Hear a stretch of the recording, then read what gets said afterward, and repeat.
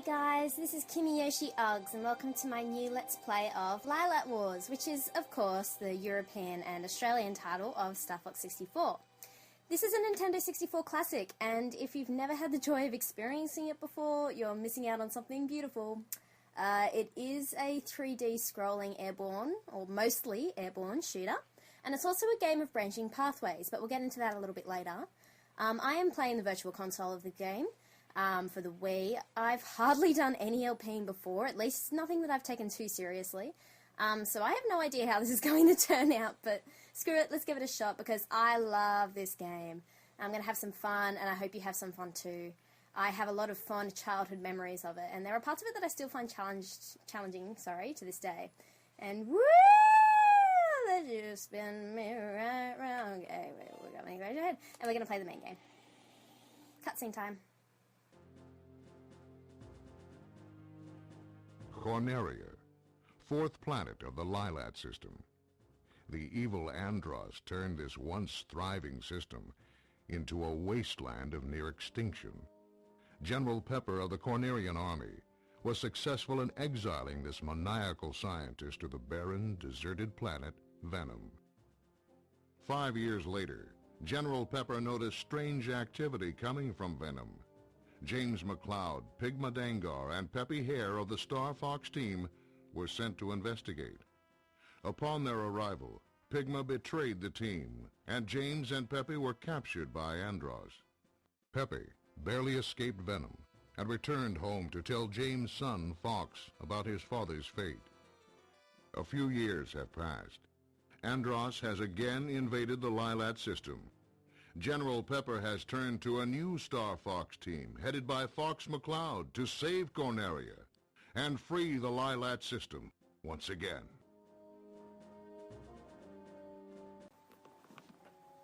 So there you go, you get a little bit of a context before the game actually starts of where we're at. And like the game just told us, this is the Lylat system, and there are 15 points of interest in the game.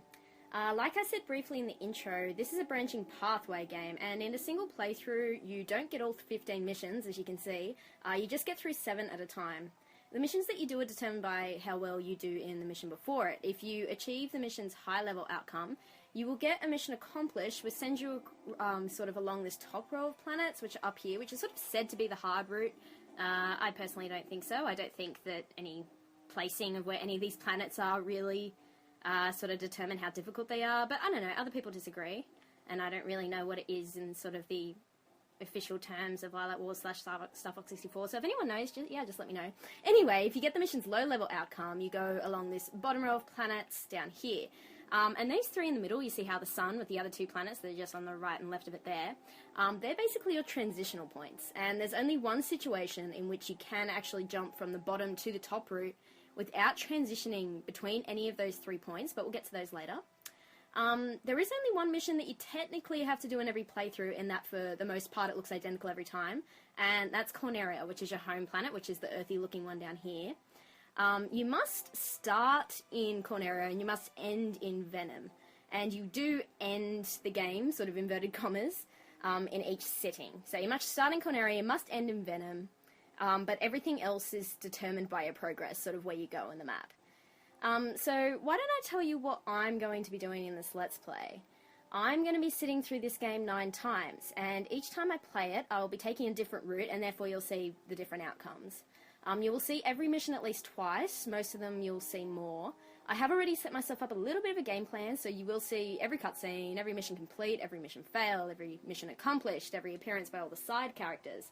I'll also, of course, be getting the medals along the way, and I'll go into details about the medals further down the track. Again, I have set myself up a plan for getting the medals as well, but hey, we have a dear friend called the Let's Play Curse, and I'm definitely going to have my plan blown to hell at least once in this, but I guess that's just part of the fun, right? And that is definitely enough talking for now, so let's go straight to it. Let's go to Corneria.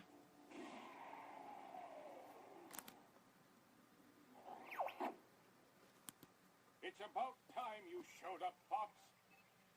So, yeah, at the beginning of every mission you will have a cutscene like this, and then another one. Andross won't have his way with me. Get used to seeing this one because you'll be seeing it another 9 times after this. I'm sorry, I can't really avoid that. It's just your standard start-out mission for the game. So this aircraft is your R-Wing, which is your main craft in the game.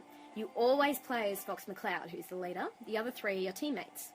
You have Falco, who's your race pilot, and in terms of practicality, I think Falco is probably your most useful teammate because he actually saves your butt in a couple of missions.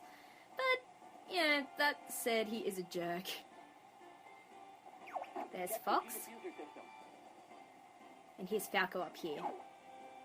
You also have Peppy, who is helpful for beginners because he reminds you of your controls, your mission outcomes. See, there he is there. What else? Your boss weaknesses, but once you know the game, he doesn't really have any other purpose. And him! I have no comment about him. He's good for one reason only. He provides your boss shield gauge, so you see your progress during boss fights, but oh man, if you're one of the few people who have no idea what I'm complaining about, you're about to find out what we don't like. Slippy! Oh my goodness, I'm Alpine, guys. I can't believe it. Alright, so what you want to do is you want to hold A to charge your laser, which also homes it when you press A again. If you have 2 enemies that are near each other, you want to try and use those homing shots so you can get more than one and you actually get a bonus each time. Apparently, I can't get both of those at once, but whatever. Clippy, get back here. Damn, I was hoping I could get all 4 of them. That's stupid. Oh well. Clippy, watch out. Go the other way. This here is a laser item. You do that, and you'll see my laser was a single before, and now it's a double. And this is why we don't like Slippy. I'm going to shoot you, because I feel like it. Alright, so as you notice, this mode the game's put this in straight away is called Corridor Mode, which is probably the main mode where you just basically force forward the whole time and you just shoot everything in sight. If you haven't worked it out yet, the purpose of this game is to kill as many things as you possibly can. That's pretty much it's pretty much how you do it. These are gold rings, they replenish your health. You also have silver rings, which do the same thing. That's a bomb. You'll see up in the top right, you press B, and you'll be able to... You can actually home them the same way you can home your lasers. Anyway, with the gold rings, you want to collect 3 of them, and if you do that in one mission, then your HP bar, which is up at the top left, the rainbow-looking thing, that will actually double... No! Don't! I hate it when it does that. Okay, anyone else on the Virtual Console version of the game should know how excruciatingly sensitive the C-stick is. Hey, I got a bomb. Oh, that's so cool. Yeah, it's really quite annoying. You have to be really particular about where you fire it, and I'm just going to screw over with that gold ring and shoot these guys instead because I want points. Fire under here, you get a bomb. Fire under here, I meant fly under here. Shoot all these 3 guys. Fly under here, and 4 enemies will actually appear. You want to hit 1 with a homing shot, and you'll get all 4, which gives you a 3-point bonus. That's pretty much, if you're wanting to rack up on points, the best way to do it is to just home. Now, as you'll notice, Falco is actually requiring our attention, but guess what? I'm gonna be a jerk, I'm gonna be a jerk. I'm gonna ignore my teammate for the sole purpose of showing you the low outcome. Yes, I did do that on purpose, guys, don't worry. Do a barrel roll! Am I gonna have to, like, balance out the volume to do that? I said that a lot louder than I expected to. Anyway, I had to get it out of my system, sorry guys. Alright, so yes, what I just did then was kill Falco. Okay, well I didn't kill Falco, it was just neglect. Yeah. So, okay, well technically I guess it was still my fault. No, it was totally not my fault. Stop blaming me, guys. Anyway. Yes, this is where keeping Falco alive is the first step in actually changing the pathways between low outcome and high outcome, but we didn't keep him alive, so we're taking the low outcome. You're basically forced to. We're going to save Peppy here, and he should teach you something new. A somersault, which we already know how to do. You basically just want to press down on the main stick and left on the C stick at the same time, and you'll do a somersault, which avoids enemy attack. It's actually a really good maneuver in this game. And I'm just going to destroy wildlife because I feel like it. Woo! I have so many memories of doing that as a kid. Getting to this part and always just, yeah, shooting those trees for no apparent reason even though they don't give you points. Anyway, this is the second mode of the game. Another mode, I should say, of the 3. Put you in all-range mode, which is pretty much just dogfight mode. And I'm going to shoot his leg straight away. I love how he says, I'm not going to crush you, as soon as he falls to the... Really? Really? I don't think I have ever killed that boss faster. That is awesome. It didn't even have time for Slippy to have his only purpose in the game, which is to put the shield gauge up. Wow, the Let's Play curse is actually, like, I've dodged it. I've dodged it, guys. This is... it makes me so happy. Episode 1-1, baby. You're becoming more like your father. Yeah, at the end of every mission, you also get a cutscene. The cutscene does depend on how well you do in the mission, but I think in this case, whether you get low outcome or high outcome, I think the cutscene is pretty much the same. And we lost Falco, but that's okay.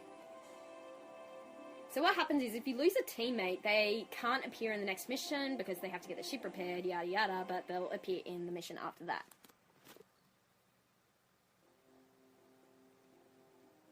Shiny thing means Corneria is safe now, apparently. So in the next episode, we'll be going to Medio. Anyway, that was episode 1 of Lylat Wars. I hope you guys enjoyed it. Yeah, I'm sorry if this first episode was filled with a ton load of explaining. Hopefully that's like the most that I'll ever have to do. I guess the first time that I go to each mission, I'll have to sort of explain a little bit, just the first time that I go, sort of about what you want to do with mission outcomes and stuff like that, and yada yada. But apart from that, let's just play the game. There we go. Let's play. Let's just play the game. So this has been KimiYoshiUGGS, and I will see you next time for more Let's Play Lylat Wars. Bye bye.